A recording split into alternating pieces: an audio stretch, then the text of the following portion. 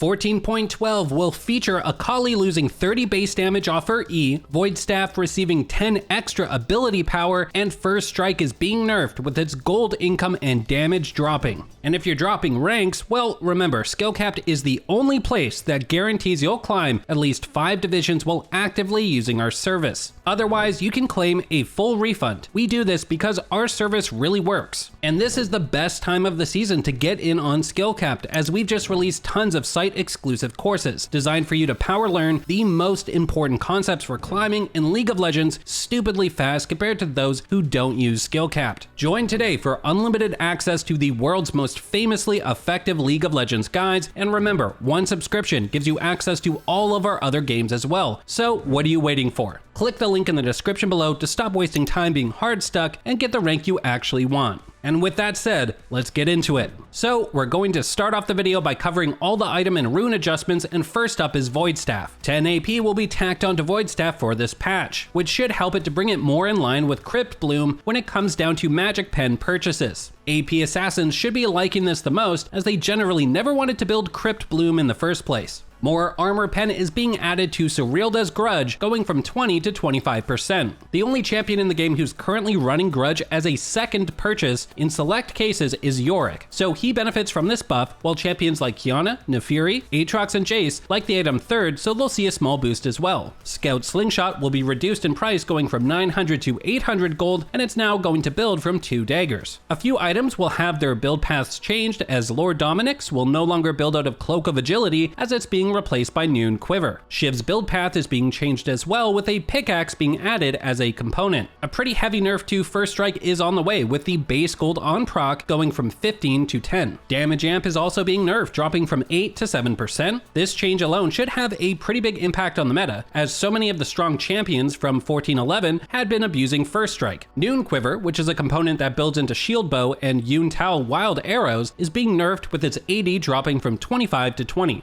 Ezreal has been arguably the weakest AD carry over the past few patches due to Essence Reaver losing its Spellblade passive, so Riot's giving him some much needed buffs. AD growth is going from 2.5 to 2.75. Q total AD ratio is up from 1.3 to 1.4, and R damage is getting a boost at every single rank. Karma support has been a pretty bad pick for a while now, so she's receiving a buff to her E shield at max rank. R bonus shield is going up as well, and E movement speed duration is being increased from 1.5 to 2 seconds. Some pretty impactful Naafiri buffs are being issued this patch, with her pack made damage going up from 6 to 12 early in the game. Q cooldown is being lowered by 2 seconds at rank 1, so the early game strength of Naafiri will become much better. There's also a few changes being issued to improve Naafiri's strength against monsters. We've got a couple base stat buffs for Nilah, as her health regen is going up from 4 to 6, while her armor growth is being increased from 4.2 to 4.5. Talon's outgoing W damage is seeing a substantial buff for this patch, as 10 base damage is being added at all ranks. Q cast time will now scale with attack speed, and since W base damage is buffed, Riot's lowering Talon's W bonus damage to monsters from 105 to 100%. Riot's retooling Vladimir's W in a few different ways, as the cost of the spell is going from 20 to 15% current health. W healing is up from 15 to 30% pre-mitigation damage. W bonus health ratio is up as well from 10 to 15%. One of the smallest buffs of the patch goes to Yone, as his base armor is being increased from 30 to 33. To everyone's delight, Yuumi will be buffed for 14.12, as her E cooldown is dropping from 12, scaling to 10 seconds, to just 10 seconds at all ranks. R heal per hit is buffed as well, going from 25 scaling to 55 to 35 scaling to 65. Moving on to the champion nerfs now, Akali will be receiving a pretty big hit to her E damage. Base damage is dropping by 30, however, total AD ratio is going up from 85 to 100%,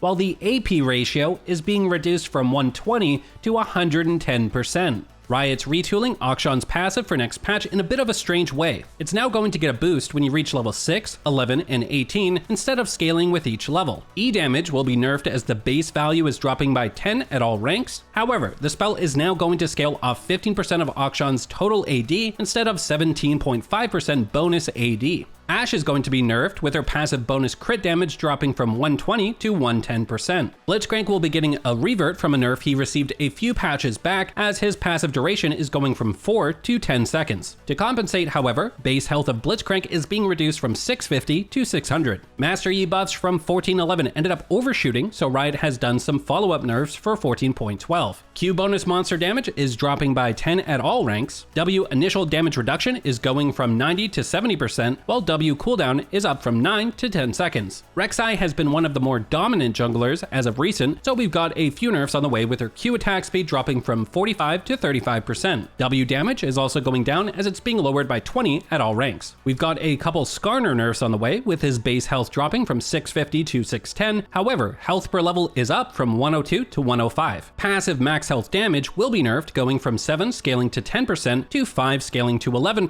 Tryndamere had pulled away as one of the strongest top laners in recent patches, so he's going to be losing 5 bonus AD from his Q, and will also be losing 5 damage from E. Twisted Fate has been an optimal pick for both top and mid lane in 1411, so he'll be nerfed in a few different ways. AD growth is being lowered from 3.3 to 2.5. W mana cost is going up from 30 to 50 at rank 1. To incentivize more blue card usage in lane, mana restore is being increased from 50 to 70 at rank 1. Riot has these next two set of changes listed as adjustments, so what they're hoping from them is that they land more or less power neutral. Aatrox is first up, as his health regen growth is going down, but his armor growth is up. E healing is being changed from 18 scaling to 24% to just a flat 16%. You'll now get an added 0.9% healing per 100 bonus health though. E healing will no longer be increased to 20, scaling to 36% during Aatrox R. R healing itself is being increased though, from 25 scaling to 45% to 50 scaling to 100%. Riot does not like players maxing E on Corki and going for the lethality builds, so they are issuing a few changes to combat that. Base AD is being lowered by 3, while attack speed growth is up by 0.5%. Q damage is being increased by 20 at max rank. Q cooldown is dropping by 1 second at all ranks. Q AP ratio is going from 70 to 100%. E damage will be lowered from 100 scaling to 300 to 100 scaling to 280. E shred is down as well, from 12 scaling to 24 to 12 scaling to 20. And lastly, E mana cost is nerfed, as it's going from 50 scaling to 70 to 50 scaling to 90. And one last thing, our rank up guarantee is insane. It's like signing up for the gym and getting a refund if you don't get ripped. That's how confident we are in Skill Capped. We obsess over making the best guides with top players, rigorous testing, and top tier video editing to make your climb easy. If you're ready to level up, visit skillcap.com and see the difference. And there you guys have it, a complete look at all the changes that will be included in patch 14.12, which is set to hit live servers on June 12th. Thank you all so much for watching, and we'll see you in the next one.